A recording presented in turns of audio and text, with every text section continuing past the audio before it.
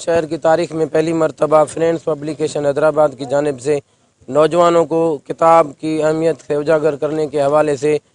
مرحوم کامریڈ عثمان جمالی کے نام سے ایک شاندار کتابی میلے کا انعقاد کیا گیا ہے، اور اس حوالے سے شہریوں اور جو اسٹال لگانے والے ہیں ان سے مزید جانتے ہیں کہ ان کا کیا کہنا ہے۔ جب سے یہ کتابی میلہ لگایا گیا ہے کامریڈ محمد عثمان جمالی کتابی میلہ، اس کا مقصد یہ ہے کہ اب جو سوشل میڈیا کی تمام زیادہ بھیڑ ہے، نوجوان جو ہے وہ اس پہ زیادہ ٹائم دے رہے ہیں، اس لیے ضروری ہے کہ ہم نے سمجھا کہ جو کتاب کی افادیت ہے، اہمیت ہے، اس سے نوجوان کو واقف کریں، روشناس کرائیں، اس لیے ہم نے یہ کتابی میلہ منعقد کیا ہے۔ اور ہم نے دیکھا ہے کہ یہ جو شہر ہے گڑھی کھیرو، یہ بہت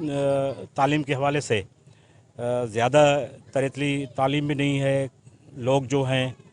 وہ دیہاتی ہیں، لیکن اس کے باوجود بھی ان کا جو کتابوں سے لگن ہے اور کتاب کی جو ان میں تڑپ ہے، وہ جو دوسرے شہر ہیں ان سے کم نہیں ہے۔ اور ہم اس سے مطمئن بھی ہیں اور پرامید بھی ہیں کہ جتنا ہمارا یہ ٹارگیٹ تھا یا جو ہم نے سوچا تھا میلہ لگانے سے پہلے، وہ ٹارگیٹ ہم نے اچیو کر لیا ہے۔ ہمارا ٹارگیٹ یہی تھا کہ لوگوں تک یہ علم کی جو مشعل ہے وہ ان تک پہنچے، وہ ہم پہنچانے میں کامیاب ہو گئے ہیں۔ بہت اچھا ماحول ہے، امید ہے کہ یہ کتابی میلہ 3 دن چلے گا، 19، 20، 21 دسمبر۔ تو الحمدللہ ہم اس چینل کے توسط سے ہم اپنے شہر واسیوں کو اور علاقے کے معززین کو